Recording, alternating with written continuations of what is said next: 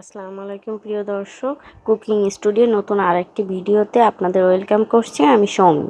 আজকে আপনাদের দেখাবো বেগুনি তৈরি করে। আমি দুইভাবে আজকে আপনাদেরকে বেগুনি তৈরি করে দেখাবো। যেহেতু রমজান চলে আসছে, বেগুনিটা খুবই ইম্পর্ট্যান্ট, সবাই প্রায় বেগুনি পছন্দ করে। চলেন তাহলে কথা না বাড়িয়ে আমরা শুরু করে দিই রেসিপিটা।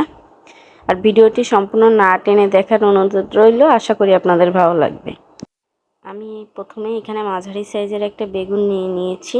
বেগুনটা একটু সোজা টাইপের বেগুন নিয়ে ট্রাই করবেন, তাহলে বেগুনগুলো ভালো হয়। পাতলা পাতলা করে আমি কেটে নিয়েছি। দেখেন, আমি আপনাদেরকে পুরোটাও দেখিয়ে দিলাম।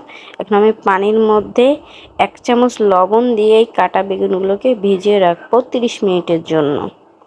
কেন ভিজিয়ে রাখবো এই কারণটা আমি আপনাদেরকে পরে বলতেছি। এখন আমি 2 কাপের মতো বেসন নিয়ে নিয়েছি। এতে 1 টেবিল চামচের মতো মরিচের গুঁড়া দিয়ে দিলাম, সামান্য একটু লবণ দিয়ে দিলাম, একটু হলুদের গুঁড়া দিয়ে দিলাম, আর দিয়েছি আমি 1 কাপের মতো চালের গুঁড়া।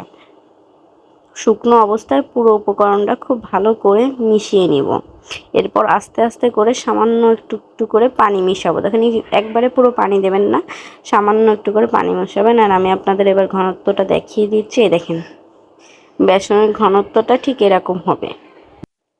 এরপর আমি একটা পাত্রে পর্যাপ্ত পরিমাণ তেল গরম করে যে কেটে রাখা বেগুনগুলো ছিল সেগুলো বেসনের মধ্যে চুবিয়ে এর ভিতরে দিয়ে দিব। এ পর্যায়ে আমি চুলার জাল মিডিয়াম রেখেছি। দেখেন আমার বেগুনিগুলো কী রকম ফুলে উঠতেছে। চুলার জাল মিডিয়ামে রেখে আমি বেগুনিগুলো ভেজে নিব। 1 থেকে 2 মিনিটের মতো আমার বেগুনিগুলো ভাজতে সময় লেগেছে। আমি আবারও দিয়ে দিলাম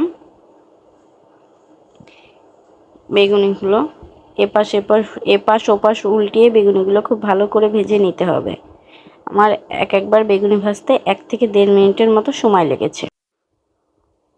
এবার যে বেসনটা গুলিয়ে রেখেছিলাম আমি, তার ভিতরে সামান্য কিছু কালো জিরা ছিটিয়ে দেব, দিয়ে মাখিয়ে নেব।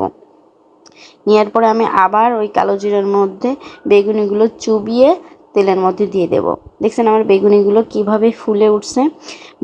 আপনাদের আগেই বলেছিলাম যে আমি বেগুনটা কেটে 30 মিনিটের জন্য লবণ দিয়ে ভিজিয়ে রাখছিলাম পানি দিয়ে। এই কারণেই আমার বেগুনটা ফুলে উঠছে। আপনারা ট্রাই করবেন, বেগুনটা কেটে লবণ দিয়ে একটু ভিজিয়ে রাখলে দেখবেন এরকম ফুলে উঠবে এবং বেগুনিগুলোও খুব মুচমুচে থাকবে। এই বেগুনি আপনি ইফতারের 1 ঘন্টা আগে বানায় রাখলেও কোনো সমস্যা নেই, এরকম মুচমুচেই থাকবে। সো প্রিয় দর্শক, আমার রেসিপিটি যদি আপনাদের ভালো লাগে অবশ্যই আমার সাথে থাকবেন এবং আমার চ্যানেলটি সাবস্ক্রাইব করবেন। প্রিয় দর্শক, আমি এখানে যে সসটি ইউজ করেছি বেগুনির সাথে, এটা আমার নিজের তৈরি করা। এটা রেসিপি আমার চ্যানেলে দেওয়া আছে, আপনারা চাইলেই দেখে নিতে পারেন। আজকে এই পর্যন্তই। আসসালামু আলাইকুম, সবাই ভালো থাকবেন। হ্যাপি রমাদান।